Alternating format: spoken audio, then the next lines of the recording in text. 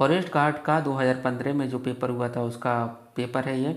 देखते हैं, ये देखिए हम ये हिंदी लेखन दिया, गद्यांश दिया हुआ है। हम छठे प्रश्न से हल करेंगे। छठे प्रश्न से हम हल करेंगे, हिंदी भाषा किस लिपि में लिखी जाती है? तो इसका आंसर हो जाएगा देवनागरी लिपि में। अब व्याख्या देख लेते हैं। हिंदी भाषा देवनागरी लिपि में लिखी जाती है। ब्राह्मी लिपि से गुप्त लिपि का विकास हुआ है। पंजाबी भाषा जो है वो गुरुमुखी लिपि में लिखी जाती है। ब्राह्मी लिपि ऋग्वेद लिपि में है। उसके बाद अगला प्रश्न है, 7वां प्रश्न है, निम्नलिखित में कौन स्वर नहीं है? तो इया जो है वो स्वर नहीं है। देखिए अब स्वर कौन कौन से होते हैं? अ है, आ, ई, उ, ओ, औ, ए स्वर हैं, बाकी जो हैं वो व्यंजन हैं। 8वां प्रश्न है कि सर्वनाम कितने प्रकार के होते हैं? तो सर्वनाम जो होते हैं वो 6 प्रकार के होते हैं। कौन कौन से होते हैं? व्याख्या में दिया हुआ है। देखिए पहला है जो पुरुषवाचक, दूसरा है निजवाचक, निश्चयवाचक, अनिश्चयवाचक, प्रश्नवाचक, संबंधवाचक। 9वां प्रश्न है कि निम्नलिखित में से कौन सा शब्द क्रिया विशेषण है? तो इसका आंसर हो जाएगा ऑप्शन ए तेज। तेज जो है क्रिया विशेषण है। 10वां प्रश्न है कि सदा एक वचन में प्रयुक्त होने वाला शब्द जो है वो है सहायता। देखिए सहायता हमेशा एक वचन में प्रयुक्त होता है, जबकि पौधा, पुस्तक, लड़का लिंग वचन कारक के कारण बहुवचन भी होते हैं। उसके बाद आते हैं 11वें प्रश्न पर। दिया हुआ है 11 से लेकर 15 तक वाक्यांशों के लिए दिए गए विकल्पों में से प्रयुक्त शब्द चयन कीजिए जिसकी आशा न की गई हो। तो इसका आंसर हो गया अप्रत्याशित। ऑप्शन बी इसका राइट आंसर हो जाएगा। व्याख्या में दिया हुआ है कि जिसकी आशा न की गई हो, अप्रत्याशित आशा से बहुत अधिक आश्रित होता है। पृथ्वी के 3 ओर पानी वाला, प्रश्न संख्या 12 है, पृथ्वी के 3 ओर से पानी वाला स्थान को हम क्या कहते हैं? तो प्रायद्वीप कहते हैं। देखिए पृथ्वी के 3 ओर से पानी वाला स्थान प्रायद्वीप कहलाता है। पानी के बीच उथले छोटे स्थान को द्वीप कहते हैं, जबकि पानी के बीच बड़े भूभाग को महाद्वीप कहते हैं। 13वां प्रश्न है कि जिसके पास कुछ भी ना हो, तो इसका आंसर हो जाएगा अकिंचन। इसका राइट आंसर हो जाएगा 14वां, विशिष्ट अवसर पर विशिष्ट लोगों के समक्ष दिया गया विद्यार्थपूर्ण भाषण को क्या कहते हैं? तो ऑप्शन बी अभिभाषण कहते हैं। 15वां प्रश्न है, आदि से अंत तक इसे क्या कहते हैं?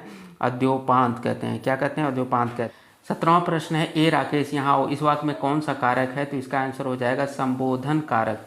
ऑप्शन बी इसका राइट आंसर हो जाएगा। देखिए कारक कौन दिया? कारक और चिन्ह दिया हुआ। कर्ता ने कर्म को का करण से या के द्वारा संप्रदान को के लिए अपादान से या अलग होने पर संबंध का की के रा री रे अधिकरण में पर संबोधन हे ऐ ओ हो अरे। उसके बाद अगला प्रश्न है कि सीमा कुत्ते से डरती है, इस वाक्य में कौन सा कारक है? तो इसका राइट आंसर होगा अपादान कारक। प्रश्न संख्या 19 से 20 मिनट की चार विकल्पों में से शुद्ध वाक्य का हमें शुद्ध वाक्य चयन करने को दिया हुआ है। क्या छांटना है? इसमें से हमें शुद्ध वाक्य छांटना है। तो इसका आंसर होगा प्रत्येक को 2 पुस्तकें दीजिए। ऑप्शन बी इसका राइट आंसर हो जाएगा, व्याख्या में दिया हुआ है।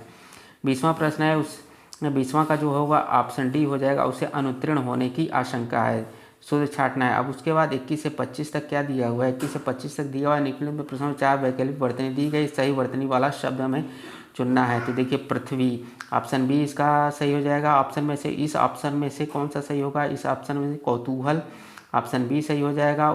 इसमें शुद्ध वर्तनी छांटना है, तो इसमें शुद्ध वर्तनी ऑप्शन बी रासायनिक हो जाएगा। शुद्ध वर्तनी रासायनिक है। उसके बाद 24वां है, इसका शुद्ध वर्तनी जो हो जाएगा वो होगा ऑप्शन डी अष्ट, ये इसका राइट आंसर होगा। उसके बाद अगला प्रश्न देखते हैं। अगला प्रश्न 25वां है, इसमें कौन सा शुद्ध होगा? इसमें भी त्रिदोष, ऑप्शन डी इसका राइट आंसर हो जाएगा। अब देखिए प्रश्न संख्या 26 से 27 के नीचे दिए शब्दों में तत्सम शब्द का चयन, तत्सम हमें चयन करना है। तो तत्सम जो होगा वो होगा तैल, ऑप्शन बी इसका राइट आंसर हो जाएगा। गाय, गौ, गे, गैया में कौन सा तत्सम होगा? तो इसका आंसर हो जाएगा गौ, ऑप्शन बी इसका राइट आंसर हो जाएगा। उसके बाद देखिए 28 से 30 वाक्य में अशुद्ध भाग का चयन करना है। इसमें देखिए अशुद्ध वाक्य कौन सा है?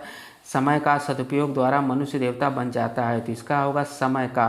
बल्कि यहाँ पे समय का ना होकर समय के होना चाहिए। देखिए अब व्याख्या में दिया हुआ है समय, वाक्य है समय के सदुपयोग द्वारा मनुष्य देवता बन जाता है, समय का स्थान पर समय के शुद्ध होगा। उसके बाद चलिए अगला प्रश्न है, 29वां प्रश्न है, तुमने अपनी स्वेच्छा से यह काम किया, कोई त्रुटि नहीं। तो इसमें तुमने के स्थान पर उसने होगा। यहाँ तुमने के स्थान पर क्या होगा? उसने होगा, ऑप्शन ए इसका राइट आंसर होगा। उसके बाद 30वां प्रश्न है, तुलसीदास ने अवधी भाषा में अनेकों ग्रंथ लिखे, तो अनेकों ग्रंथ की जगह अनेक ग्रंथ होगा यहाँ पे, ऑप्शन सी इसका राइट आंसर हो जाएगा। अगला प्रश्न है इसे 33 तक दिया हुआ है। नीचे दिए गए शब्दों को 4 अर्थ दिए गए हैं। 4 में सर्वाधिक उपयोग कौन होगा? रंग भवन। रंग भवन को हम नाट्य गृह भी कहते हैं। ऑप्शन सी इसका राइट आंसर हो जाएगा। प्रतिघात का हमें चोट के बदले चोट, ऑप्शन ए इसका राइट आंसर हो जाएगा। 33वां क्वेश्चन देखते हैं। 33वां क्वेश्चन क्या है कि त्रिकालज्ञ, त्रिकालज्ञ मतलब होता है सर्वज्ञ, ऑप्शन डी इसका राइट आंसर हो जाएगा। ले चला साथ में तुझे कनक ज्यों, भिक्षुक लेकर स्वर्ण झनक के अलंकार बताइए। इसमें अलंकार कौन सा होगा ये आपको बताना है। ऑप्शन में इसका राइट आंसर आपको बताना है। चलिए अब अगला प्रश्न है कि निस्दिन बरसत नैन हमारी, इस पंक्ति में किस रस का वर्णन है? तो इसमें श्रृंगार रस का वर्णन है। ऑप्शन डी इसका राइट आंसर हो जाएगा। किस, उसके बाद देखिए 36वां प्रश्न है किस रंग को रस कहा जाता है? तो इसका आंसर होगा श्रृंगार रस, ऑप्शन ए इसका राइट आंसर हो जाएगा।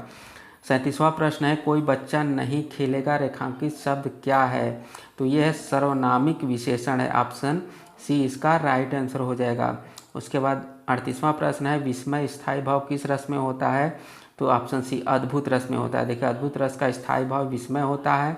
हास्य रस का स्थायी भाव हास होता है। शांति रस का स्थायी भाव जो होता है निर्वेद साम वैराग्य होता है। विभक्त रस का स्थायी भाव और घृणा होता है। चलिए अब अगला प्रश्न है 38 39 प्रश्न है। चौपाई के प्रत्येक चरण में कितनी मात्राएं होती हैं? तो इसका आंसर हो जाएगा 16। देखिए चौपाई समतांत्रिक छंद है। चौपाई में 4 चरण होते हैं, प्रत्येक चरण में 16 मात्राएं होती हैं। वीर रस का स्थायी भाव हमें बताना है। वीर रस का स्थायी भाव उत्साह होता है। यहाँ पे दिया हास्य रस का स्थायी भाव हास होता है। श्रृंगार रस का रति, रौद्र रस का स्थायी भाव क्रोध होता है। अब आते हैं 41 से 45। उपयुक्त विलोम शब्द का चयन कीजिए। उपकार का विलोम शब्द क्या होगा? अपकार होगा, ऑप्शन सी इसका राइट आंसर हो जाएगा। अनिवार्य का क्या होगा? वैकल्पिक ऐच्छिक दोनों होगा, ऑप्शन बी और सी इसका राइट आंसर हो जाएगा। चलिए अब 43वां प्रश्न है कि विस्तृत, विस्तृत का हमें विलोम बताना है। विस्तृत का विलोम होता है संक्षिप्त, ऑप्शन बी इसका राइट आंसर हो जाएगा। उद्यम का क्या होगा? उद्यम का होगा ऑप्शन बी आलस्य, ऑप्शन बी इसका राइट आंसर हो जाएगा। उसके बाद उन्मुख, उन्मुख का जो होगा वो होगा ऑप्शन ए प्रमुख, ऑप्शन ए इसका राइट आंसर हो जाएगा। चलिए अगला प्रश्न है 46 से 48 दिए गए संधि विच्छेद में सही विकल्प चुनिए। रूपांतरण का क्या होगा? रूप धन अंतरण, रूप अंतरण, रूपांतरण, रूपांतरण, इसका ऑप्शन है इसका राइट आंसर हो। रूप धन अंतरण इसका राइट आंसर हो जाएगा। 46 का है इसका राइट आंसर हो जाएगा। अब 47 में आते हैं दुराशा। दुराशा का राइट आंसर क्या होगा? दुराशा का दु धन आशा, ऑप्शन सी इसका राइट आंसर हो जाएगा। मनोयोग, मनोयोग का ऑप्शन बी मन धन योग हो, ऑप्शन बी इसका राइट आंसर हो जाएगा। चलिए अब अगला प्रश्न है पौ धन अन को संधि युक्त करने पर क्या रूप है? तो इसका आंसर हो जाएगा ऑप्शन बी पावन। पौ धनन को संधि युक्त करने पर पावन होगा। संकट शब्द का क्या अर्थ? संकट शब्द का दो भाषाओं के शब्दों से मिलकर बना शब्द, ऑप्शन डी इसका राइट आंसर होगा। अगला प्रश्न क्या है? अगला 50 प्रश्न हो गए हैं। 51वां प्रश्न है अज्ञान का तत्भव शब्द। अज्ञान का जो तत्भव होगा अजान, ऑप्शन बी इसका राइट आंसर हो जाएगा। लवण का तत्भव क्या होगा? लवण का जो तत्भव है वो नोन होगा, ऑप्शन ए इसका राइट आंसर हो जाएगा। 2.5 अक्षर प्रेम का पढ़े सो पंडित हो, इन पंक्तियों के रचयिता कौन है? तो इसके जो रचयिता हैं 2.5 अक्षर प्रेम के है। अगला प्रश्न क्या है? 54वां प्रश्न है निम्नलिखित में कौन सी बोली उत्तर प्रदेश की सामान्यतः नहीं बोली जाती है? तो देखिए इन ऑप्शन में से जो मैथिली है वो यहाँ नहीं बोली जाती। मैथिली जो है वो बिहार में बोली जाती है। कबीरदास भक्ति काल के किस धारा के कवि थे? तो इसका आंसर हो जाएगा संत काव्य धारा, ऑप्शन ए इसका राइट आंसर हो जाएगा। अगला प्रश्न क्या कहता है? क्वेश्चन है निम्नलिखित में कौन सी पुस्तक प्रेमचंद्र द्वारा लिखित नहीं है? तो लिखित जो कायाकल्प प्रेमचंद्र जी ने लिखा है, जय पराजय प्रेमचंद्र जी ने नहीं लिखा है, रंगभूमि प्रेमचंद्र जी ने लिखा है, प्रेमाश्रय यानी कि जय पराजय जो है वो राइट आंसर हो जाएगा। ऑप्शन बी इसका राइट आंसर हो जाएगा। यहाँ पे दिए कथन में दिया हुआ है प्रेमचंद्र द्वारा रचित पुस्तक कायाकल्प, रंगभूमि, प्रेमाश्रय, वरदान, सेवा सदन, गबन, गोदान, निर्मला आदि उपन्यास है। जय पराजय उपेंद्र नाथ अश्क के नाटक हैं। चलिए अब अगला प्रश्न क्या कहता है? अगला प्रश्न है निम्नलिखित में कौन सी भाववाचक संज्ञा है? तो इसका आंसर हो जाएगा मित्रता, ऑप्शन सी इसका राइट आंसर हो जाएगा। 58 गरीबों की सहायता करो। गरीब शब्द क्या है? तो गरीब शब्द जो है वो जातिवाचक संज्ञा है, ऑप्शन सी इसका राइट आंसर होगा। जो करेगा सो भरेगा, रेखांकित शब्द क्या है, तो इसका जो आंसर होगा वो संबंधवाचक सर्वनाम होगा। ऑप्शन सी इसका राइट आंसर हो जाएगा। उसके बाद अगला प्रश्न है, मीरा ने आधा लीटर दूध पी लिया का विशेषण क्या है, तो इसका जो होगा वो होगा परिणामवाचक संख्या। ऑप्शन सी इसका राइट आंसर हो जाएगा।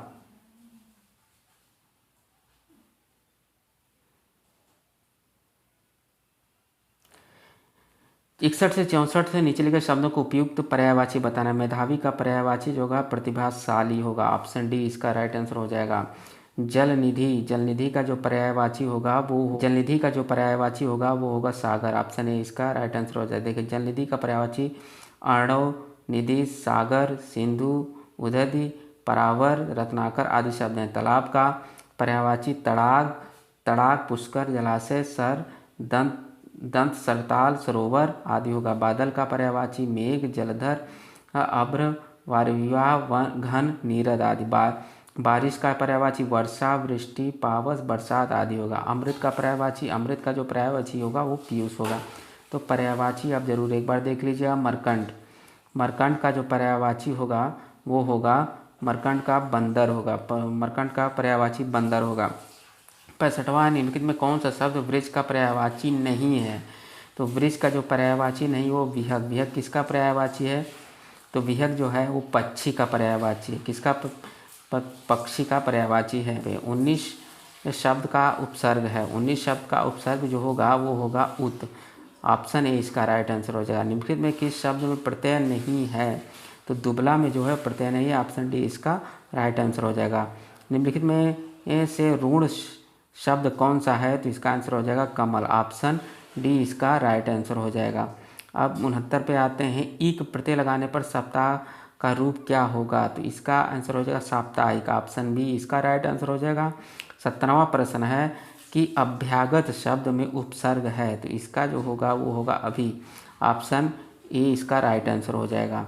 चलिए अब अगला प्रश्न है 71 से 75 तक। निम्नलिखित मुहावरों और लोकांतियों के लिए उपयुक्त विकल्प चुनिए। आँख का पानी ढल जाना क्या होगा, निर्लज्ज हो जाना। ऑप्शन सी इसका राइट आंसर हो जाएगा। 72 है थाली का बैगन, इसका होगा सिद्धांतहीन व्यक्ति। ऑप्शन डी इसका राइट आंसर हो जाएगा। चलिए अब अगला प्रश्न है 73 तलवार की धार पर चलना इसका हो जाएगा कठिन कार्य करना। ऑप्शन डी इसका राइट आंसर हो जाएगा। चूहे के चाम से नगाड़े नहीं मढ़े जाते। अब इस ऑप्शन में देखते हैं कौन सा ऑप्शन सही होगा। ये होगा सीमित साधनों से बड़े काम नहीं होते। ऑप्शन डी इसका राइट आंसर हो जाएगा। चलिए अब अगला प्रश्न है अंधे के हाथ बटेर लगना, इसका जो राइट आंसर हो जाएगा वो हो जाएगा अपात्र को बड़ी सफलता मिला। अंधे के हाथ बटेर लगना का अर्थ होगा अपात्र को बड़ी सफलता मिला। ऑप्शन सी इसका राइट आंसर हो जाएगा। 76 है पंचानन में कौन सा समास है, तो इसका होगा बहुव्रीहि। ऑप्शन बी इसका राइट आंसर हो जाएगा। चलिए अब अगला प्रश्न है गंगा जल शब्द में समास भेद बताइए, तो इसका होगा तत्पुरुष समास। गंगा जल शब्द में समास का भेद बताइए, तत्पुरुष समास होगा। 3 बेर खाती थी वो 3 बेर खाती है में कौन सा अलंकार है। 78वां प्रश्न है 3 बेर खाती थी वो 3 बेर खाती है में कौन सा अलंकार है, तो इसका आंसर हो जाएगा ऑप्शन बी यमक अलंकार। कौन सा होगा, यमक अलंकार होगा। ऑप्शन बी इसका राइट आंसर हो जाएगा। अगला प्रश्न अलंकार का शाब्दिक अर्थ क्या होता है, तो आभूषण। अलंकार का जो शाब्दिक अर्थ होता है आभूषण होता है। सतसही शब्द में समास का भेद बताइए, इसका आंसर हो जाएगा बी द्विगु समास होगा।